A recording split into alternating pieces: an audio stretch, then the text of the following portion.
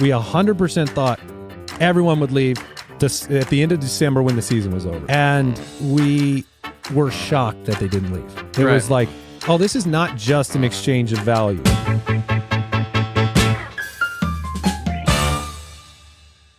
It is, it's go time, right? I mean, this is fun.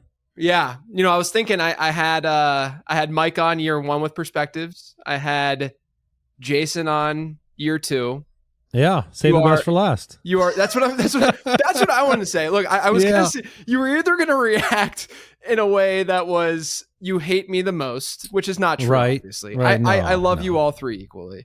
And then I was gonna extend an olive branch and be like, hey Andy, we have a lot of things in common. We're both adoptive parents, right? Sure. So there's that. That's true. We both have we're both nerdy at heart, right? So we have that. Yeah. And then the third thing, we both have annoying co-hosts. So no question about that one. That one's the most solidified commonality between us. Right? Yeah. Forget about the children. We're just going to go that's straight good. to the insanity of the co-hosts that we have. But no, man. I mean, it's great to sit down and talk to you. I haven't seen you guys. I was actually messaging Mike last week, and I haven't seen you guys, I don't think, since the Tampa FSGA. Whoa. Which was like legitimately when my daughter was like born and like an infant, and now she's going into 2nd grade. That's time is weird, man. It flies. It's really weird. Time is weird. The pandemic was in there, and like that. Yeah, that was really a long time ago. But it was like I'm a completely different person now. Now I'm the one who in those events will not go out and drink and stuff and be stupid. Like now because we're old now. Because we're old. We're old parents now. Yeah. That's exactly. Yeah. I'm like, this is now I understand. Going back and just getting sleep as opposed to, the value. Yes. Yeah, exactly. But no, man, I love having you on. I love talking to you. You're one of my favorites in the space. And I want to start out this conversation by talking about you guys and you in the fantasy space because. I said this in the show sheet, but you are old and I'm old now. We are. We have gotten up there. Really sad. But look, you guys have built a sincere empire with the fantasy footballers, and I've had the pleasure of being there pretty much from the beginning, or at least close to the beginning. I mean, I was a guest on your show, like year 1 or 2, I remember, because I was talking about Matt Ryan as a late round quarterback. Yeah. Which I think that was the year that he won MVP, which is good. But I want to ask you this question before we really dig into some of the player takes and some of the strategy takes. What's something that you've seen change the most? And you're doing a lot on the business side as well in fantasy football, but like, what's something that you've just seen sort of evolve through the years in this space, whether it's about, business, whether it's about how analysts approach things. We see thread bros out there all the time now on Twitter, which didn't exist when we started. Not to be the old man, yelling. But we are. Get off my lawn with your threads. Yeah, exactly. But what do you think has changed most? Like what's evolved the most? It's so weird to be in this position because, we go way back. We felt like we were late to the party, which is how. Like I've been part of a couple industries in my life, in the professional sense. Both times I thought I was like really late to whatever I was getting into, and it turns out you're kind of maybe earlier than you thought. Yeah. But I mean it's changed a lot. Obviously, we've seen all of the massive transition of DFS and sports betting and that whole universe of regulation, and I feel like that's changed the landscape a lot in the last 10 years. But specifically with just redraft fantasy football, the kind of content that we're doing. I think you brought it up with the thread bros, but there's attention now versus maybe connection sort of, we predicated and do predicate a lot of our business on that relationship with the listener. And I think podcasting in and of itself is really conducive to that relationship getting built in a way that radio, the 15-minute repeat yourself segments, maybe not so conducive. So that's a unique part of the kind of community building that you do with all of your which you've done well with all of your listeners, and just connecting on a real 1-to-1 basis, or in our case 3-to-1 basis. And now it's so attention seeking, right? It's so and I kind of understand it. I don't like you said, we don't want to be old man on the lawn situation with all of it. It's also it's so muddled, right? Like there's so much content and so many places to consume it. Like it's really a different media landscape altogether. So I understand the bend towards attention, right? And trying to just garner eyeballs as fast as you can. It's just, for me, that just seems like a really hard place to be in terms of like having that long-standing relationship with your fan and your audience. Yeah, that's the thing I always go back to because like, I don't know. In the end, I'm always like, they can obviously do what they want, however they want to approach their content. So I'll very rarely like, maybe I'll be like snarky or whatever at times on Twitter and like throw something out there and just be like, yeah, I'm not going to be a thread bro or whatever. But, you know, in the end, I don't deeply care because they can do whatever they want from a content perspective. The one thing that I always kind of go back to whenever, because I see a lot of like, you know, up and comers in the space, if you will, getting frustrated by the attention that those folks might be getting, whether it's on there or just like clickbaity stuff on TikTok, wherever it may be. And the thing that I always try to tell people too, and I'd love to, I think this plays to what you're talking about, but you can agree or disagree, is just that when they do that, it's not a long lasting, long-term thing that they're doing, right? It's a very much in the moment. And yeah, if their goal is to generate clicks, is to generate short-term revenue, is to generate those very quick deals that they can make a buck off of and do fine in the short term, that's fine. I just think that you as an analyst have to really like decide who you are and what you want to be, right? And if you want to be that kind of analyst, go for it. There's people that are quite successful in doing that. 100%. But I think that what you guys have done, and, you know, obviously like I approach my content differently than you guys do, just in the way that like, you know, the Late Round podcast is you know, messaged and stuff, and, you know, the quick hitting, you know, format of it. But in the end, like, we always are, like, to me, it's so important to just have that connection with the audience in some way, so that we're going through this journey together and it's not just me yelling at them, even though sometimes on the podcast it sounds like I'm yelling at them, right? Like having that community. And is that, I did want to ask too, like, has that been the most rewarding part of sort of being part of this empire that you guys have created? Yeah, I mean, I think so. And I think, you know, like you said, people can do it a lot of different ways with different goals in mind and different outcomes. Maybe part of the frustration with some of that attention seeking is literally just me falling for it. Right?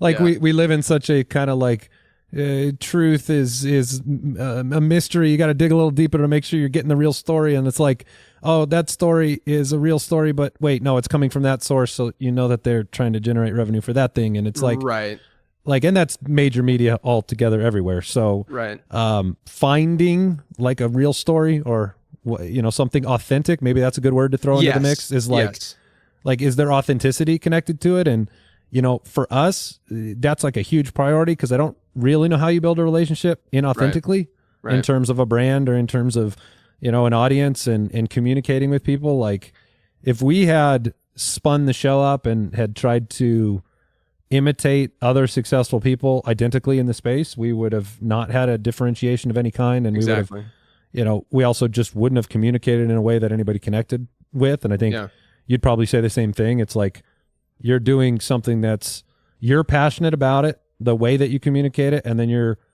like, you're there for the long haul for the people that you're talking to. So, yeah, I mean, for us, I think we take the biggest amount of pride in just, and we were surprised by it too, like when we were new, of people connecting with us and building that relationship, and the fact that podcasting, you know, it's like, you know, you're part of their jog every day, or you're part of the, you know, they're mowing the lawn every Saturday, or riding to work every day, or going to the gym. Like, that was a unique thing. Like, we absolutely thought that, like, even when we spun up like our first Patreon membership in the very first beginning of the year, we 100% thought everyone would leave at the end of December when the season was over. Right. And we were shocked that they didn't leave. It was like, oh, this is not just an exchange of value. This is not just, I'm paying you to receive this like tool and then I'm gone. It was more like, you know, thanks for bringing me this content that's given me joy, Thanks for walking with me in stupid ways through the whole season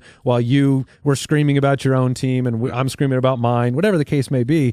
That was the biggest shock and surprise early on for us, was like, oh, this is not just I'm selling you a product. This is more like we're doing this whole fantasy thing together year round. And so, while we were surprised by it, it's also the thing that I think is the most exciting and satisfying. Yeah, I mean, absolutely. Do you, now that you've found this level of fame that you found, and I don't say fame, like, of course, niche fame, right? Yeah. The funny part in talking to you guys is like, I know you, and it's just hilarious whenever I have these conversations with people that I know that are now being stopped, if you're at the grocery store or something like whatever it may be. Did you ever struggle with like the people thanking you for what you're doing and all that, like that sort of thing? Like, for instance, like I'll go to the Fantasy Football Expo and hopefully we see you guys there eventually. Yeah. That's the plan. That's the plan. Yes.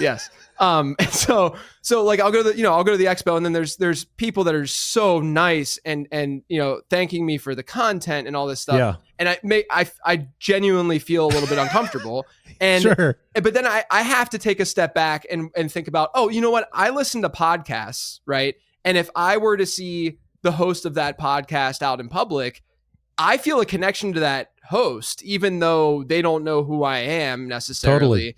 And so like, I get that dynamic. And when I can put myself in that position, I'm like, okay, I get it. And so I'm going to be able to hopefully show off that I'm just a normal dude like these people are and stuff. But is there that uncomfortability at times for you? Oh yeah. Yeah. I think for sure. And we kind of saw, I think we saw that connection the first time we did like the live shows, and it was the numbers, right? You can go check your stats on your podcast downloads, right? But they're not sitting in the audience with you. And then when you talk to them afterwards, it's like, oh my gosh, that person knows me really, really well from the last 4 years of me talking into a microphone. I've never seen them before in my life, but they know me really well. And this relationship's been built. And so that was super humbling and weird. And it's like, you and I work in this space that's so niche, and I don't know your wife, so I don't know like how into fantasy she is or not. She's not. Okay. My wife is not at all. And the other day when I went on Eisen the other day, which was super, super amazing. Yeah, I saw some of that. It was great. He's a freaking legend, and I had never been on with him, and so I send the little like interview to my wife, and she's like, "That was really elegant gobbledygook." Like that was her response to my but cool you need appearance. that, right? You need that to just be like, "Hey, I was just talking to Rich Eisen, this guy that all of us grew up watching," and then your wife's like, "So sweet, awesome." She's like, "Yeah, I wish I could appreciate that more." And that's the funny thing about fantasy is it's like it is this hyper niche like world, but if you're in it, and there are people in it in every walk of life, right? Like you could be talking to anybody anywhere and be so shocked at how dedicated they are. I mean, I remember seeing Michael Bublé on Eisen. Yeah. He'd trade all his Grammys for a fantasy title, and he's in 8 leagues, and it's like, oh, there's another one of us, right? Yeah, like, right. So yeah, no, it's super cool. It's humbling. I mean, we've got awesome people. You've got awesome people you work with, and it's fun to get to be creative in the space you love. Exactly.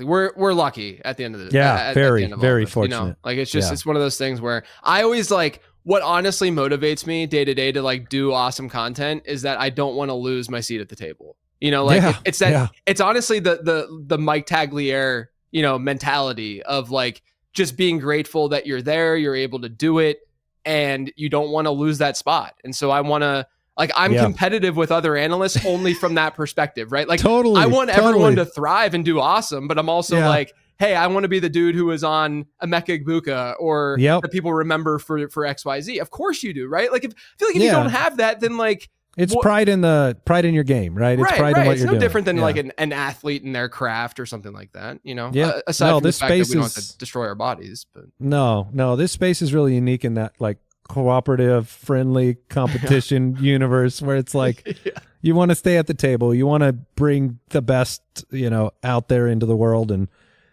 God knows they have the receipts. Right. Oh my gosh. Yes. Literally every show at this point, like every live stream. Hey, do you remember when you when you did? Goodness. I'm like, oh my gosh. Yes, I Yeah. remember. Yeah, that's how time works. So we let's say give stuff and then stuff happens. Let's give people some more content that they can throw in our faces when we're wrong. Let's do it. Let's get some stuff wrong. So I've been asking this question to Perspectives guests recently, but I think it's a really fun one and it's an important one. When we look back on this 2025 season that's about to begin, what do you think the overarching draft strategy is that we're going to say dominated this year? So I don't know if you'll hear this answer anywhere else, but I think the one I'm going to go with is going to be maybe we'll start getting super in on all the rookies all the time. I think maybe the rookies will be part of the story here. We could very well be on the precipice of a third consecutive year where potentially a rookie tight end has a monster fantasy football role. Like, I'm a big Tyler Warren fan. Yeah. I think he could have a huge impact.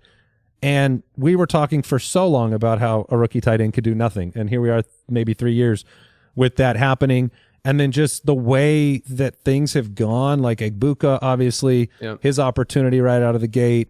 We've got Genty, who almost gets left off half the boards just because he's so solidified as that number one at running back. But it's like, but Hampton, obviously. And I just wonder if, like, kind of my drafting strategy this year has been like, I want those mystery bags at the rook, taking shots on rookies, getting the value later in the draft, and just realizing, now we even see what Pat Bryant in Denver is going to get more of an opportunity than maybe we thought. So I do wonder if maybe we'll look back and say, man, and probably swing the pendulum too far, as we often do. But maybe that'll be some of the storyline this year. I don't know. I love that answer. That's something that I dug into on an episode this summer where I looked at how ADP has sort of morphed with rookies, and it's happening, like, at least compared, 5-6 years ago. Like, we're definitely drafting rookies earlier than we were before, especially at running back. That's been the first position to sort of give in, and makes sense. We're like, yeah, right. Like, we're like, sure, we'll take a second round running back, third round running back, whatever. And it's starting to happen at wide receiver. It's just that so far, to your point, like, we haven't seen it be a bad idea, right? Right. Like when you go back and you look at how these guys finished and how they finished versus cost, the rookies are awesome. Like, they're some of the best bets that you can make. And so I don't know, like, you might be right. Like, maybe if we get another good season, like, this is just another, and I do think that when you stack them like that, when you get year after year after year, that's probably just another thing that people think about in their head. And they're like, oh man, I gotta. Well, and you look at, like, success rate for players drafted in whatever 11th, 12th, 13th round.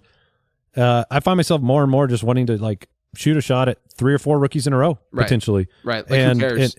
Because the swing to the upside is so high on some of those potential outcomes. If 2 of them don't pan out and 2 of them do, that's way better than 4 mediocre picks in the 11th through the 15th. So I don't know. We'll see what happens if they deliver or not.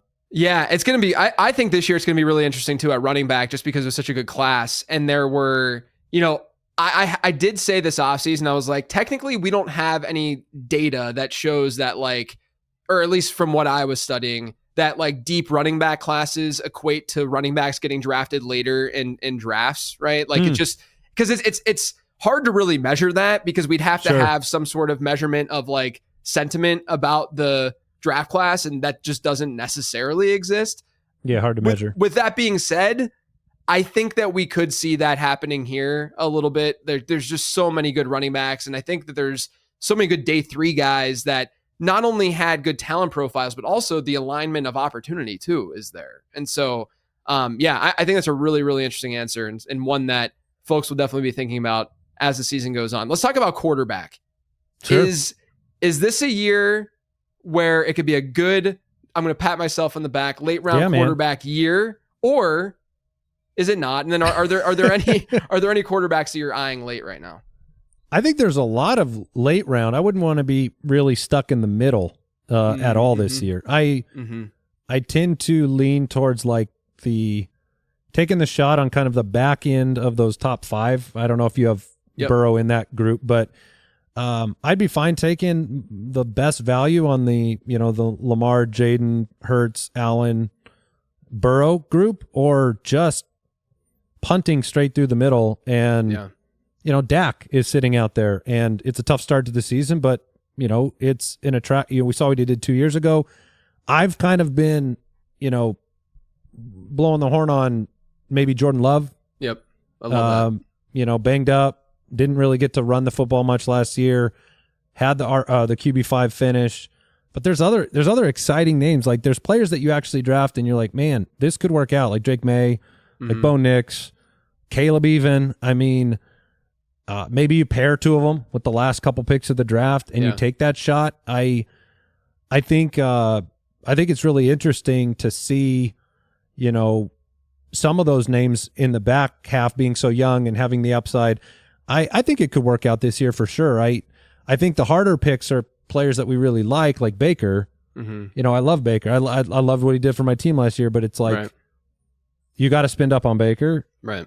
Does he throw 40 touchdowns again? There are bigger question marks and risks there.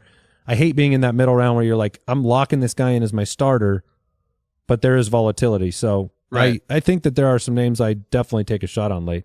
Yeah, I see the quarterback position pretty similarly.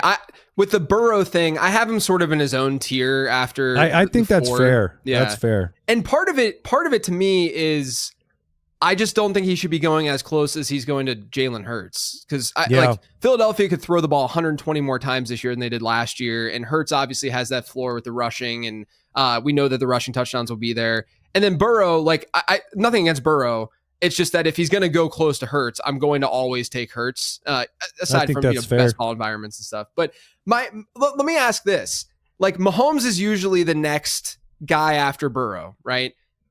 And we could say Baker after that, or somewhere along those lines. Maybe things change a little bit because of all the injuries going on with the Tampa Bay wide receivers. But like, let's just use Jordan Love as the example here. What do you think the odds are, 0 to 100%? And you can just split this like 60-40 in Mahomes' favor, whatever, between Mahomes and Jordan Love of who would outperform the other one in fantasy football this year. I'm probably 50-50.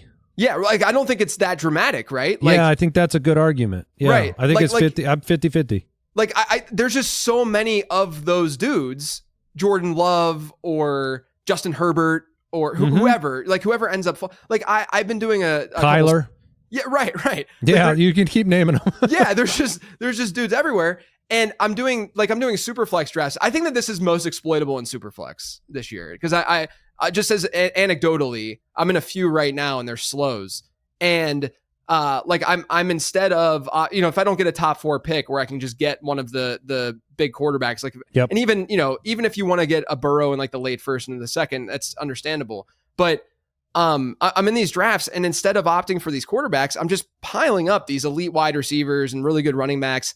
And still in the 5th and 6th round, I'm getting Justin Herbert and Jordan Love as my 2 quarterbacks, like at like QB 17, QB 19 type price tags. And I'm saying to myself, that's a massive value versus the team that just got Patrick Mahomes in the late second, early third, like that makes so much sense. Yeah. And so like, I just see this really, really flat quarterback landscape where sure, we could say maybe we favor Mahomes, maybe, but like you said, it's probably not nearly as dramatic, especially look what he's done the last couple of years, right? He's been a major problem the last couple of years because you're so committed to him and then you never take him out of your lineup. Exactly. And that's also a huge problem, is that you don't feel, or a good part at least I should say about late round quarterbacking, you don't feel so committed to these guys where you're like, oh, I got to start this guy each and every week. Whereas you could, go with a situation where you draft the quarterback, you're starting him in good matchups, and you just pick up another guy, maybe if he's in a bad matchup, and you kind of go from there. You're not really doing that typically with a Mahomes or a Baker if you're taking them in the top 8. Yeah, you feel so committed to them, and especially Mahomes with the history in fantasy, right? Like when you've done it before. I think we went through this with Russell Wilson one time in Seattle. That's true. Where like he was drafted, I don't know if it was 4th, 5th, 6th round, and it was like every week he was killing you. Yeah. Every week you had to keep playing him because you're projecting in your head all the preceding seasons. So you take, you're so rigid on it. It is just it is one of the advantages of, like you said, the later round quarterback situation.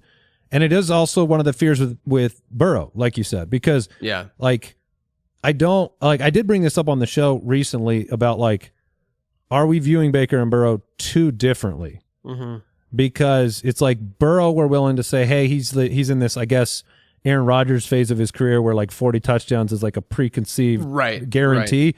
Whereas like Baker just did it and it's like, oh, he's definitely regressing. Right. It's like, wait, 40 is hard to hit. I think it's 11 times in the last 10 years. Mm-hmm. So we're just going to foregone conclusion Burrow has 40, but Baker's not going to get 40. I just feel like that's a little bit maybe inconsistent, and maybe that's why those 4 top guys really need to be the locks, and then Burrow can kind of float around. Yeah. And be the guy that you definitely take if you have Chase, because that would be really fun. But but it's interesting because like you said, there's probably 8 or 10 guys late that you could put them in almost any order and make the argument as to why they outperform the other person. Yeah, I just think people need to like open their minds a little bit about how volatile. Like I did this study in the draft guide, and I found that if you split up quarterback points into rushing points per game and passing points per game, rushing points per game year over year has a correlation in R squared of like 60-ish%, right? So it's pretty strong, pretty solid, which makes sense because the same dudes are running every season and the same dudes are not running every season, right? When it comes to passing, the correlation is 0.03. It's 3%. Wow. There's basically no correlation. And of course, you can look at the individual circumstance and say that a guy like Burrow, we should feel more confident that Burrow in this situation, horrible defense, great pass catchers. Like, of course we're going to project him better. But I do think it speaks to just the natural volatility of how touchdowns are scored, where a guy could have an 80-yard bomb that goes down to the 1 and it's scored as fewer points than a 1-yard touchdown pass. It's just the way that it works in this stupid game that we play. It's the Matt Ryan MVP season. That's right. Yes, we didn't get a bunch of them. We got that one. Right. Exactly. And and this is exactly why, last year when CJ Stroud got steamed up into the early rounds, it was more of an obvious fade, just because it's not something that's very sustainable when the rushing production isn't there. And so I look at a player like Stroud. I look at a player, pick your poison, to me, it's like whoever the falling value is in your individual draft at that is capable enough, just go after that dude. Or if it's a second-year quarterback with immense upside, just because of the ambiguity and us not seeing it all yet, whether it's Caleb or Bo Nix or Drake May, whoever falls, go for that. But it's weird to me that people get fixated on some of these pocket passers, and it's the market's starting to see through it all, but it's still happening every year, Yep. No, it's right. And there's a lot of names out there this year. So Stroud, man, that was a tough year. You saw it happening, and it was an easy fade for us, but man, the excitement's there. It might be a boat, right? You could have the next Mahomes. Yeah. It's just too tantalizing. Yeah. And to be fair, I don't think anyone was, I don't want to be Captain Hindsight and be like, oh, I knew that CJ Stroud was going to average 13 fantasy points per game. No, certainly whatever not. It was, right? But it's more so just, you're just playing probability and saying that I'm going to be lower than, where other people are drafting him, or I'm going to be higher or whatever. But I think, I don't know, it sounds like you're a go big or go home at quarterback this year. You either that's the way one it of those feels. Guys. Yeah, that's absolutely the way it feels. Yeah, I think so too. This episode is sponsored by DraftKings. There's no better way to lock in your fantasy dominance early than with Best Ball on DraftKings, where you draft once and ride your roster all season long. And right now, DraftKings is giving all customers a can't-miss offer. Draft one, get one. Enter a lineup in the $15 million Best Ball contest for just $20, and you'll score another Best Ball ticket to play free for a share of that $15 million, giving you a second shot to win big. It's easy. Just draft your dream team once, no weekly management required, and let your top scorers automatically start each week. Across the whole season, every breakout star, every clutch play, every touchdown will count towards your quest for a share of $15 million. I'm drafting over there all the time. It's an absolute blast. So download the DraftKings Daily Fantasy app now to draft your $20 Best Ball lineup to play for a share of $15 million and get a second ticket to play free for a share of that $15 million. That's 2 chances to win big without ever setting your lineup again. Draft one, get one, only on DraftKings. The crown is yours. Gambling problem? Call 1-800-GAMBLER. In New York, call 877-8-HOPE-NY or text HOPE-NY to 467-369. In Connecticut, help is available for problem gambling. Call 888-789-7777 or visit ccpg.org. 18 plus in most eligible states, but age varies by jurisdiction. Eligibility restrictions apply. Void where prohibited. 1 per customer. Enter the Best Ball $15 million headliner contest by 9/4/25 to get 1 bonus entry.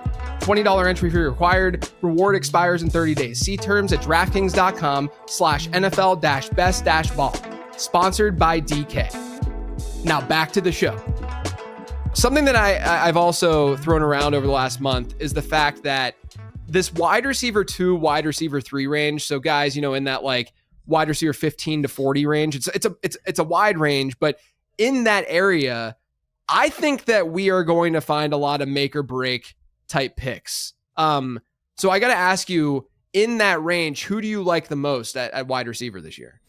Yeah, I mean, there's a pile of names, I think. One of the ones we were just talking about when we were doing the Footcast this afternoon or maybe it was the show this morning. It all blends together anymore. Yeah. But it's DK Metcalf, right? Like, because I think he's outside the top 15, right? He's probably around 20.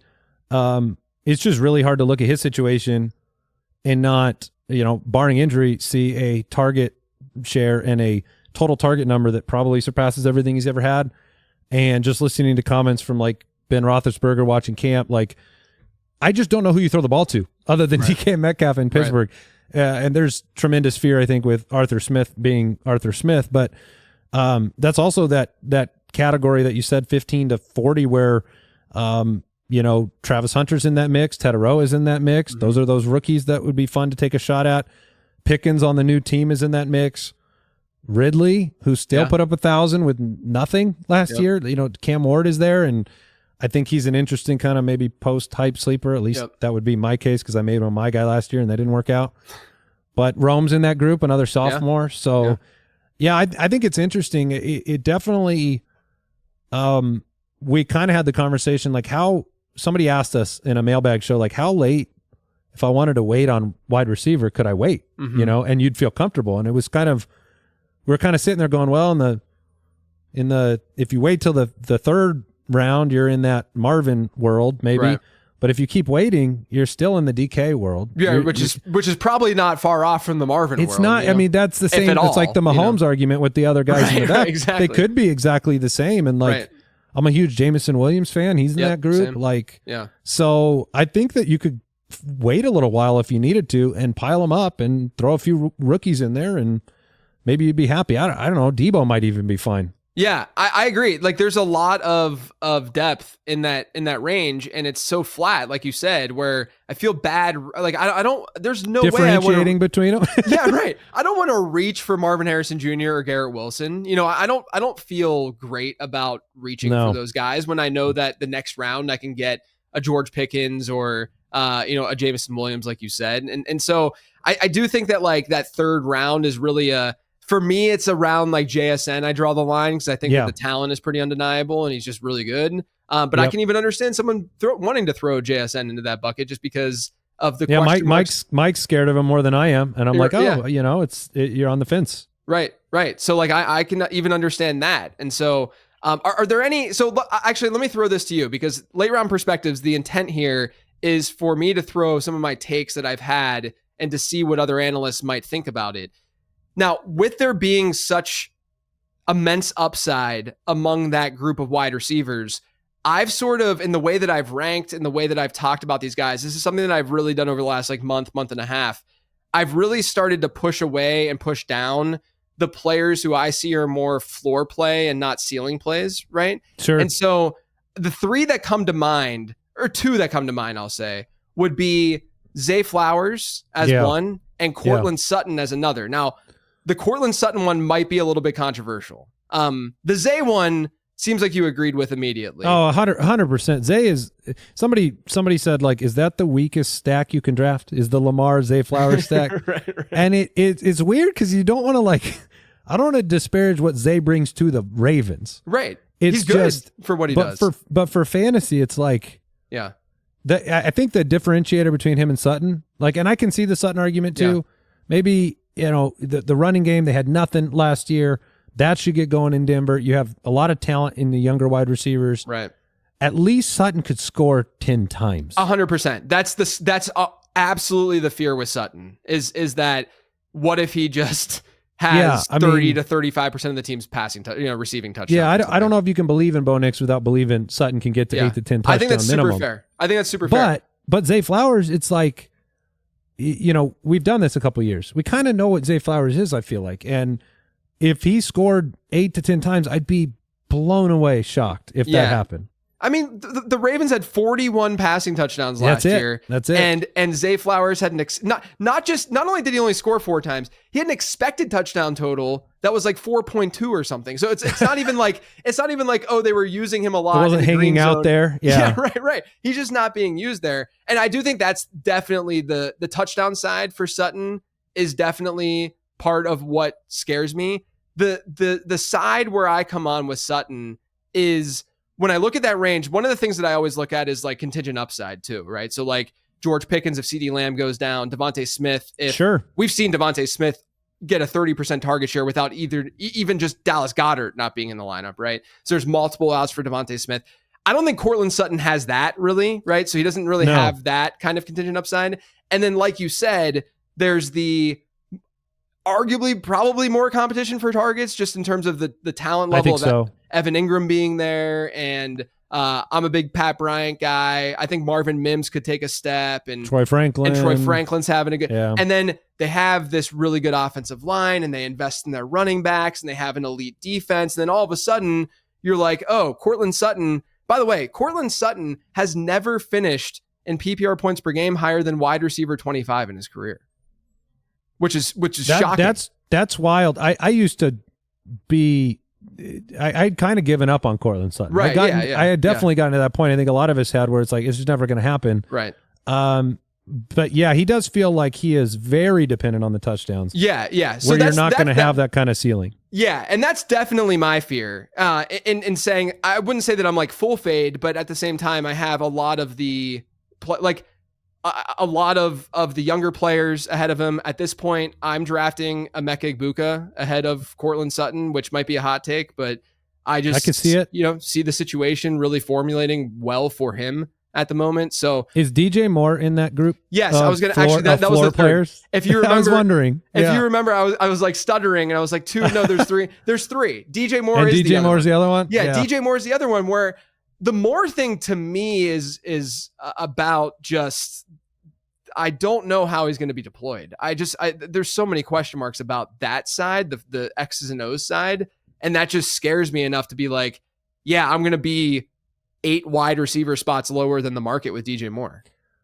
He's in such a weird situation. I was just scanning the names and I was looking at a name that I thought rang that same bell as Flowers and Sutton. And that was the one for me, was DJ Moore, where I could see both outcomes. I could see myself, because I just don't end up drafting him. Yeah. I haven't mock drafted DJ Moore. I haven't really drafted DJ Moore. And I could see myself being like 3 weeks into the season going, what was I thinking? This is going to be another 90+ catch season, and he plays well. And then I can see him just not really having a place, like you said. I mean, taking a bunch of short area targets and carries out of the backfield, and Luther Burden's involved, and Loveland's involved, and Rome's involved. So he feels like one of those players where I just never have my emotional state to take him is never there. Yeah, right. But like at the same time, you look at where he's being drafted, it's usually amongst like the Metcalfs of the world, the JMOs of the world, and then Rome Odunze is going a round or 2 later. And to me, the ceiling outcomes are actually, I would argue that Rome Odunze has a higher ceiling outcome than DJ Moore does, Yep. And like you have kind of a redundant asset with Moore to Luther Burden, not in the way that they're going to line up per se, but in the short outlet for Caleb Williams, like the lower A dot kind of looks. And, last year DJ Moore had a lot of those sort of manufactured touches. And I honestly, part of me has a problem too, when you compare the 3 Bears wide receivers last year, and everyone wants to just like crap on Keenan Allen all the time. And Keenan Allen had a better targets per route run rate last year than DJ Moore did. And his yards per route run wasn't that far off from DJ Moore. So either the market's really wrong about Keenan Allen, which I think they are kind of wrong about Keenan Allen, but then they're probably a little bit wrong about DJ Moore as well, if we're going to compare and contrast in that way. I think Moore will be 29 next year, and those other 3 guys on the team are 21 to 23 years old. It's like you got a new head coach, you're building this offense. Like, how integral to this offense will DJ Moore be this year? I don't know. I mean, he's always done kind of what's asked of him, which, I mean, he's always been a player that I think we know can bring you bigger numbers than he ever brings you, except for 2 years ago, I think, the wide receiver 6 year. But yeah, he's just a weird player to draft, because it's a vote for DJ Moore, and it's a vote for Caleb, and it's a vote for Ben Johnson and the Bears, and it's just tough to be in. Yeah, I mean, and let's be honest, the vibes are a little off with DJ Moore. Yeah, they are. And I'd rather take Rome for sure. Oh yeah, Rome at value for me is easy. Even if I look at like my best ball portfolio, I think Rome's one of my highest rostered, and DJ Moore's not. It's just an easier click to make. Let's talk about a rookie running back who is steaming up draft boards, going absolutely nuts. May or may not be one of my MVP picks this season. So we'll see. Right. I don't know. I haven't decided yet. I haven't fully decided. You teasing it, testing it out, see what it sounds like on your lips? Teasing so that people then go to the Ballers and they hear what I have to say about an MVP this year. That's right. We do have an MVP show coming up. That's right. Featuring JJ. Yeah. Hopefully not young 8-year-old JJ in the I don't know if that'll ever go away. You can blame Mike on that. I don't think it will. Last year I did call you guys losers before. Okay. And so at least that was justified. This year maybe I'll come with kindness and see if it changes or not. But regardless, TreVeyon Henderson is that player. He's getting steamed up like crazy. So I'm going to play a little game with you. I know you guys like games over there at the Ballers. Sure. I'm going to play a game where I'm going to say TreVeyon Henderson or running back X, okay? Terrifying. Go on. And we'll go we'll go player by player here. I'm going to start with TreVeyon Henderson versus Chuba Hubbard. Yeah. Disclaimer. And we'll go with full PPR here to make it even more interesting. Oh gosh, you had to do that? Yeah, we're going to go. All right, give me TreVeyon. Okay, yeah, this is going to full PPR, you'll give me TreVeyon. Yeah. This is where it's going to be more interesting. Okay. Give me Chuba in a standard. Yeah, exactly. Let's go TreVeyon or Kenneth. Well, actually, before we go, let's go TreVeyon or Breece Hall. I'll take TreVeyon there.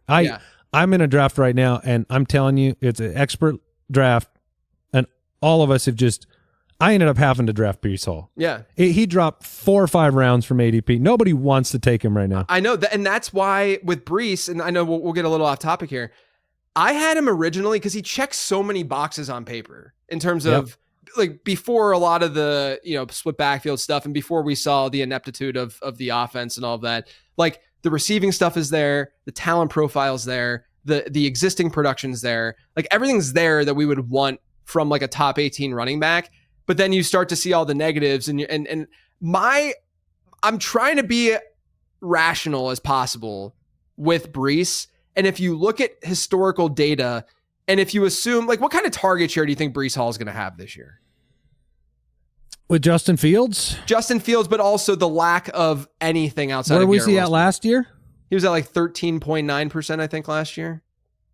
Yeah, I mean, I don't like this leaving on third down thing. Not that third down's the be all end all. I don't know. Probably around the same place. Yeah. So like, let's say 13 to 15%. Yeah, somewhere around there. That's probably where I'd go. Yeah. So if you look at historical, like this is more PPR focused, I would say, because it does go down a little bit in half, but it's still relevant in half. Like if you look at players who had 30 to 50% running back rush shares and 13 to 15% target shares. I only know this off the top of my head because I literally wrote a newsletter about it yesterday. I'm not that freakish, but so when you look at players who are in that sort of bucket, they outperform the players who are in the 50 to 70% running back rush share with an 11% sub 11% target share. That's very interesting. Right? So it's very like interesting. It just goes back to the fact that I think the fantasy market still doesn't fully appreciate what a target does for a running back's bottom line. Yeah. And especially in that PPR format, which is why it's so interesting to me how, not to say that it's bad steam and bad hype, but there's a lot of that going on this year, whether it's Braylon Allen, whether it's Jordan Mason, Tank Bigsby, these players who we can see an outcome where they're relevant, but I don't know how relevant. Like that's the big question for me, like interesting. I don't know how high, just because the target share ceiling might not be there for them. Yeah, those are all players that like if you're talking about Aaron Jones, you're talking about Breece Hall. The vibes aren't positive because we no longer have the potential for our dreams to come to fruition. Right. For them to be the next, to be that top 5, top 10 draft pick for the future. So the sentiment is turning on them. But if the opportunity doesn't change, the production should be good, is what you're saying. Yeah. And And like, also, what if we're kind of wrong with some of the projections? And what if we're Sure. wrong with, like, what if Breece Hall still sees 50 to 60% of the team's running back rushes? He was at like 68% or something last year. I think that and still catches a ton of passes. Yeah, and still catches a ton of passes. And, you know, yeah, his touchdown ceiling is going to be capped because Braylon might see more work at the goal line and Justin Fields will see some. Their offense isn't going to be that good. But I still see an outcome where he's top 18 at the position in that full PPR format. Like, I'm assuming you're comfortably Chuba over Breece based on this conversation. Yeah, I would be. Yeah, Okay. That's where I'm at right now. And I'll say TreVeyon too, just because, you know, explosive plays, the potential for him to run away with it. But it is one of those things where we get fatigued with certain players, especially ones that were extremely highly drafted in Dynasty historically. Yeah, burned us.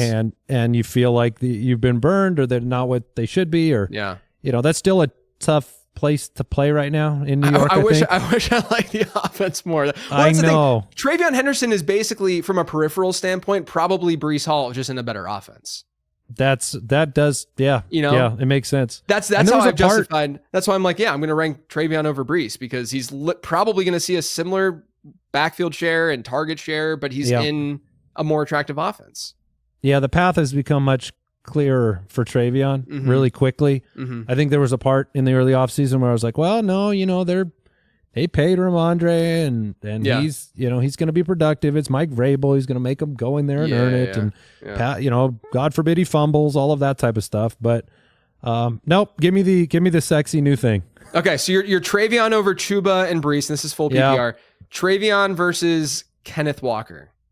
I hate Ken Walker. Give me TreVeyon. Okay. Is that injury related mostly for you? Yeah, it is injury, it's fatigue, it's Charbonnet belief. It is fool me thrice. I mean, it's all of those things. I'm just Mike is still in. He loves those sexy broken tackles and yards after contact numbers. I think I'm just done. I'm at a tough spot with him because I like him a lot, and I had him as a target, and I still do technically. But it's hard to ignore what's going on with and I've always loved Charbonnet. So it's tough for me. But to me, it's Walker in that scheme. If Walker's healthy, I think he dominates. Just in that scheme, that big playability, that zone scheme. It would be wonderful to see. I think the fantasy community has been waiting for healthy Ken Walker for a long time. And I sure have. It's so hard with the injury stuff. Like we always have these debates over it, because it's like, you know, because Mike has CMC at 101. Yeah. Yeah. And it's like 3 of the last 5 years he's killed you. 2 of the last 5 he's won you your league. Yep. You know, open that door, figure out what you're getting on the other side. Higgins, Ken Walker. And then you get these just trickles of like Ken Walker. It's part of the plan. He's not practicing today. Yeah. It's part of the plan. It's part of the, and then T Higgins today. It's like, of course he's good. But like, there's names you just don't want to show up there in the preseason. Yes, so, exactly. So give me TreVeyon there. I'm still all TreVeyon here. Yeah. It's like Tajay Spears is another one. It's like, of course. Yeah. It's just like naturally, or Marshawn Lloyd. yeah. Marshawn Lloyd. He's like the poster child of it. All right. So you have TreVeyon over Kenneth Walker, Chuba, and Breece Hall. James Cook. Well, that's a good question. I think that one would come down to how much you believe in New England and that offense, because obviously we believe in Buffalo. Boy, that one's close. I'd probably go James Cook still. If it was, TreVeyon's one of those dudes where it's like, man, if he's my RB 2 or 3, it's like I'm gonna take him over those guys. If he's got to be my one, I'd probably feel safer with Cook. And then Amari and Hampton. I'm assuming you have Hampton over TreVeyon. Yeah, I would go Hampton. Okay. Yeah, I would go Hampton. But TreVeyon is, I mean, it's one of those tantalizing rookies we were talking about earlier. It's just I think the dude is he's made to play. Yeah, he's made to play football. He is super talented, big playability. Not the competition that you have to worry about, I don't think. I don't know if you're in that same camp, but I am. Yep. You know, it was funny the other day. I think there was a quote with Ramondre and Gibson were talking. I don't know if you saw that presser where he's like, they're both basically saying, yeah, I don't mind splitting time in the backfield. And Gibson's like, yeah, I love splitting time. And then I told Mike that, and Mike goes, yeah, they're going to split each other's snaps. Right. And I was like, yeah, you're probably right about that. It's like two kids pretending to be their parent for work or something like that, you know? It's like, and TreVeyon's just like, okay, yeah, cool. Got you. Yeah, we're all a team. Yeah, exactly. All right, let's talk about some ambiguous backfields since we're talking running back here. how are you going to handle the following backfields? I'll go one by one here. We'll start with Washington, which, by the way, speaking of insane co-hosts, how often do you sit on that show and you're like, we need to take the microphone away from Jason? Like, he's got a magic mind. I think somebody gave a comment the other day and they were just like, how is Jason the smartest and dumbest guy on the show all the time? I'm like, I don't know. He's got a magical ability to do both of those things. Yeah.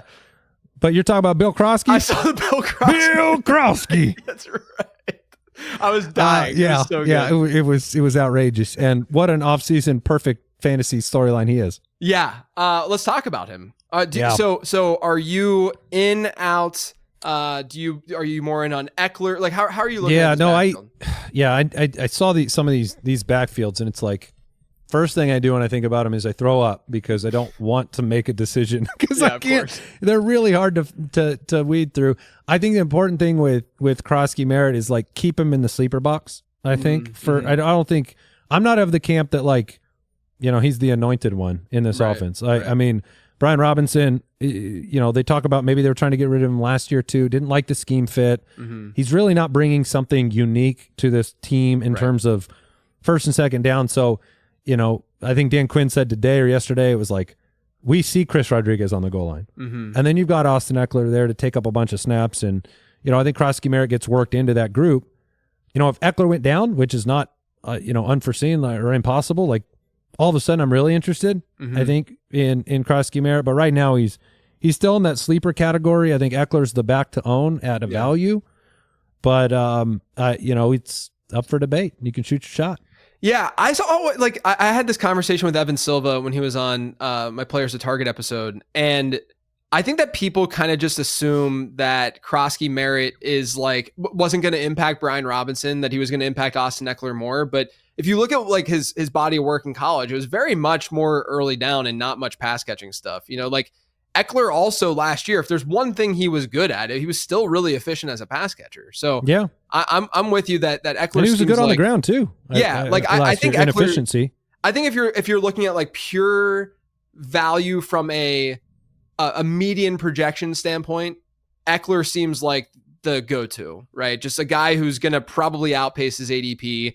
Is he going to be a top 24 guy? Highly doubtful. Can you draft him at RB 55 or whatever the heck he's at and get, RB 35 or 40 production out of him? I think that's what we're looking at probably with Eckler. And then Croskey-Merritt being like, are you interested in Chris Rodriguez at all? Like, do you see that as a one-to-one with B-Rob, or is that? I think that's in the range of possibilities for sure. He hasn't had a lot of opportunity. He's definitely one of those players. If he's not on a dynasty roster, you got to throw him on there and make sure that you wait and see. A lot of these are wait and see backfields. Yeah. I look at Eckler almost a little bit like Jaylen Warren, who's probably one of the other backfields we'll talk about. But it's like you probably don't have, like you said, you probably have kind of a safer production floor. Yeah. Without the excitement of a Croskey-Merritt being everything or an excitement of a Caleb Johnson. Those are sometimes the harder players to draft. It's more fun and exciting to take the other ones. And then there's always the chance they sit on your bench, not being played for 4, 5, 6 weeks. And you're going, well, did I waste a pick? Yeah. And then you drop them and then they dominate after you drop them. Always. But no, I think it's true. Like the difference I think from like Croskey-Merritt and like Caleb Johnson is that hopefully, let's cross our fingers that this doesn't get like, remember when Darwin Thompson was getting hyped up? Yes. Wasn't he like a 6th round pick at one point? Dude, Darwin, Kansas City training camp. Yeah, and that's what I fear is going to happen with JCM is like he's going to be, and already in the best ball streets, like he's a single-digit round pick often. Like it's not an uncommon thing to see. And that's where I'm like, okay, this is getting a little bit out of hand. But, I do think that if people are rational about it, I would think that Croskey-Merritt might be a more attractive value pick than like a Caleb Johnson. But let's talk about the Pittsburgh backfield because like, are you into Caleb, or is that your go-to, or are you just avoiding the backfield in general? Yeah. I mean, I just took him in a draft. He went a couple picks after like the Aaron Jones Mason thing in Minnesota. It was later in a super flex 9th round. Felt like he was the best value on the board at the time.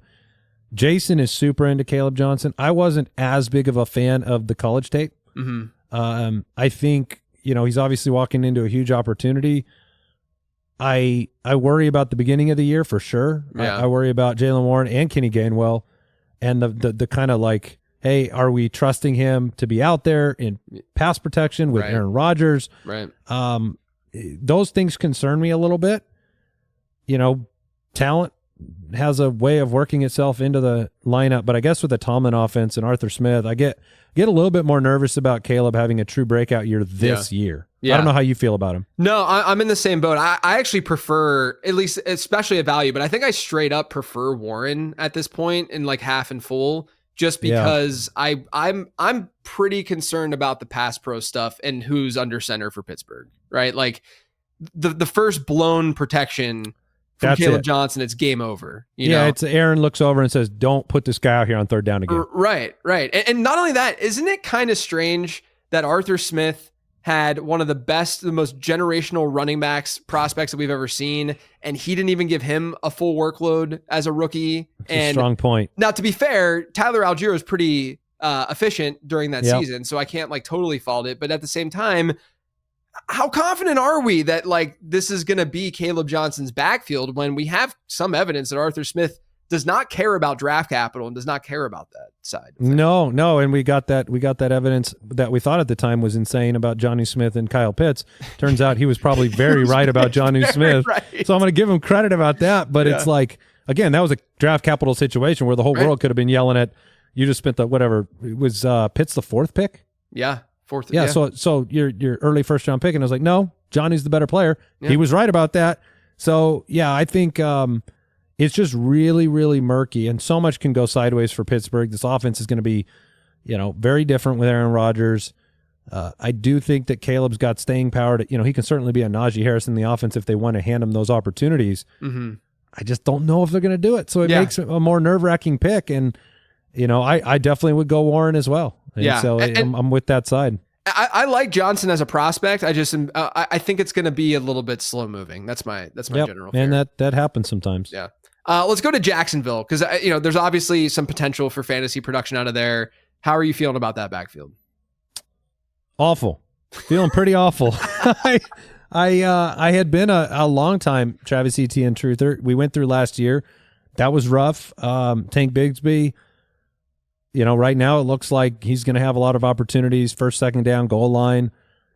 How many passes are we getting from Travis Etienne? Mm-hmm. That's the big question mark. I mean, you look at Liam Cohen, the success he was able to have last year using, obviously Bucky, Rashad White. You got Tootin in the backfield. I think if we get a top half offense, one of those guys should surprise to the positive side if we can somehow manufacture that. I think right now I lean Bigsby a little bit, but I hate the lack of pass catching. So exactly right. It just makes it kind of a disgusting situation for me where I am trying not to take them when they're on the board and somebody else is there. I'm still crossing my fingers that we get some movement in Jacksonville trade-wise of some sort, whether it's Etienne or Bigsby. Out the door? Yeah, and because I think they like LaQuinn Allen too, who's was an awesome pass catcher from a prospecting standpoint. And if they move one of those guys and there was actually a quote from Liam Cohen today that was, and I don't have it in front of me, but it was something along the lines of like, yeah, you don't usually roster 4 running backs. Like him straight up saying it. And who knows, maybe LaQuinn Allen is the odd man out and they go that direction. But there's been a little bit of hype surrounding him, at times throughout the off season. And so I just wonder, and part of me, I'm a big Tootin guy. Okay. Yeah. I like to toot. Yeah. Trying to decide which joke to go with there. Yeah, exactly. But I like Tootin a lot. I like him. I don't have him ranked as the highest, but I think he's the best value of the 3 only because I see a path of late season production from him. And I actually think this is my Galaxy brain take. You can tell me how stupid I am.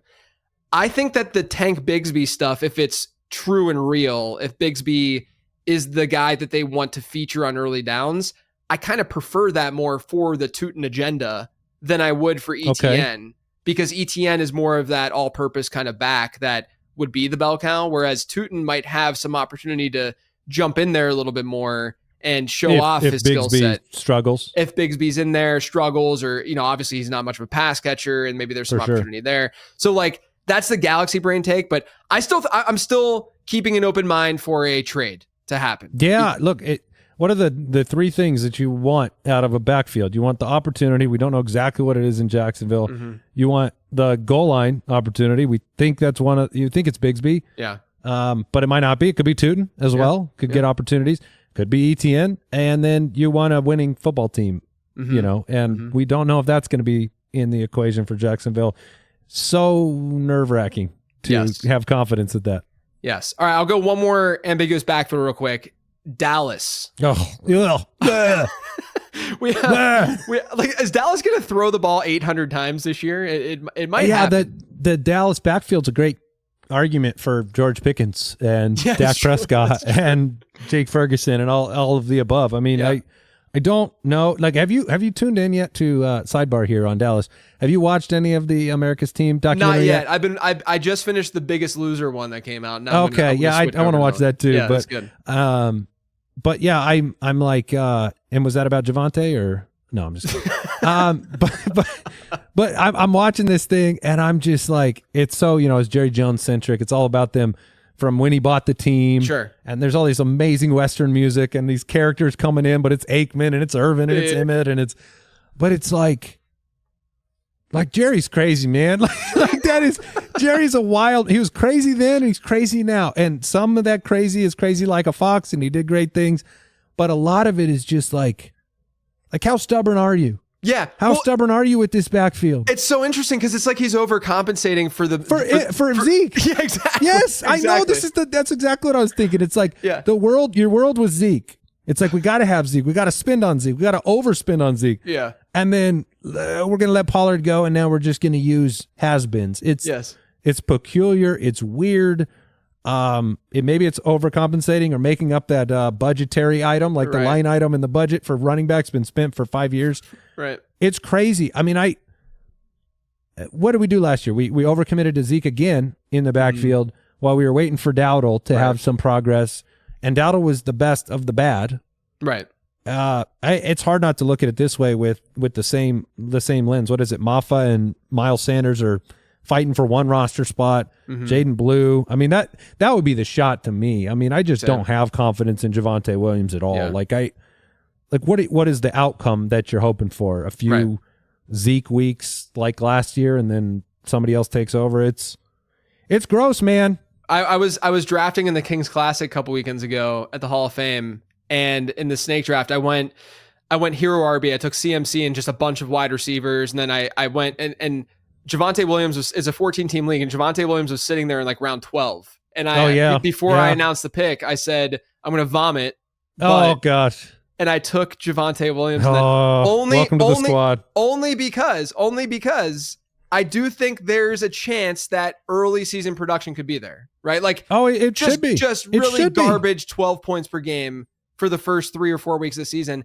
Four catches for 9 total yards. Yeah, that type of game. Yeah, and it's a full PPR league, so I'm down for that. But Jaden Blue to me also is the guy that I would. I mean, he looked pretty good in the Zap model.